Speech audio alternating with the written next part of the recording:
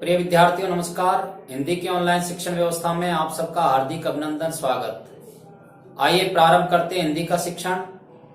आज हम हिंदी शिक्षण में शब्दार्थों के बाद में मैं सबसे छोटी हूं, इस पाठ के लेखक है सुमित्रा नंदन पंत, जिन्होंने इस पाठ के अंदर एक छोटी बालिका के मनोभावों को व्यक्त किया है और कविता के माध्यम से समझाया है कि एक छोटी बालिका अपने मां के प्रति किस प्रकार के भाव रखती है, मां के साथ रहना उसको कितना अच्छा लगता है और मां का साथ छूटना उसको कितना बुरा लगता है। मां के साथ रहने के लिए वह क्या इच्छा व्यक्त करती है और मां का साथ छोड़ने पर वह मां को क्या उल्हाना देती है। इस प्रकार से इस कविता में सुमित्रा नंदन पंत ने एक छोटी नन्ही बालिका, उसके मनोभावों को व्यक्त किया है। इसलिए पाठ का शीर्षक या कविता का शीर्षक भी उन्होंने रखा है, मैं सबसे छोटी हूं। अर्थात मैं हमेशा छोटी बनी रहूं, मैं कभी बड़ी नहीं बनूं।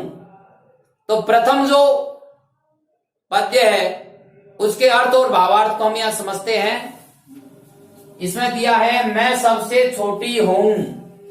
एक बालिका अपनी मां से कहती है, ये मां मैं सबसे छोटी हूं, अर्थात मैं हमेशा छोटी बनी रहूं। तेरी गोदी में सोऊं। छोटी क्यों रहना चाहती है? तो वह अपने भावों को व्यक्त करती हुई कहती है, मैं छोटी इसलिए होना चाहती हूं ताकि मैं हमेशा तेरी गोदी में सोऊं। तेरा आंचल पकड़ पकड़ कर, तेरा आंचल कपड़े का छोर पकड़ करके, पल्लू पकड़ करके, फिरू सदा मां तेरे साथ, मैं हमेशा तेरे साथ घूमती रहूं, तेरे साथ ही खेलती रहूं, कभी न छोड़ू तेरा हाथ। हे मां मैं तेरा हाथ कभी नहीं छोड़ू। इस प्रकार से इस पद्य में सुमित्रा नंदन पंत जी ने एक छोटी बालिका के मां के प्रति भावों को व्यक्त किया है। अब परीक्षा में हमसे इससे संबंधित भावार्थ या व्याख्या पूछी जाती है।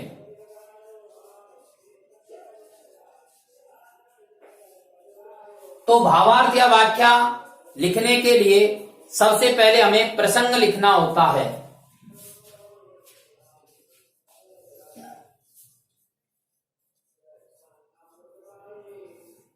प्रसंग में क्या लिखना होता है कि ये जो पद्य की पंक्तियां हैं ये कहां से अवतरित है, किसके द्वारा लिखी हुई है, क्या इसमें बताया जा रहा है। तो इन पंक्तियों का या इस पद का यदि हम प्रसंग लिखते हैं तो हम इस प्रकार से लिखेंगे, प्रस्तुत पद्य पंक्तियां हमारी हिंदी की पाठ्य पुस्तक बसंत भाग 1 के पाठ 13 मैं सबसे छोटी हूं से ली गई हैं। इस पाठ के लेखक सुमित्रा नंदन पंत हैं। उन्होंने इन पंक्तियों में एक छोटी बालिका के मां के प्रति बनने वाले भावों का वर्णन किया है। इस प्रकार से ये हम इसका प्रसंग लिखेंगे और उसके बाद में लिखेंगे भावार्थ या व्याख्या।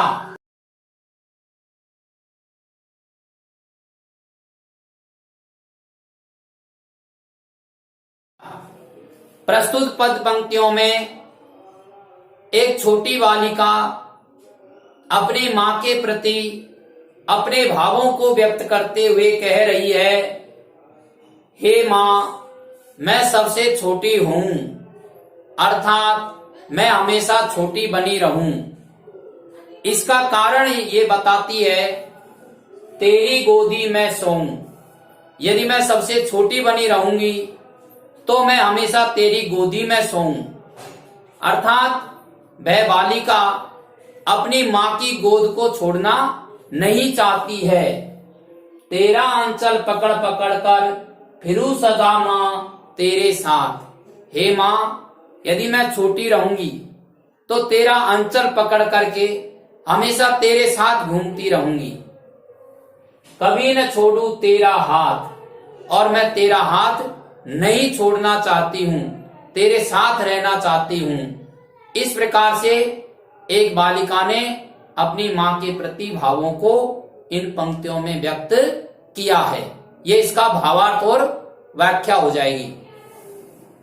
उसके बाद इसमें हमें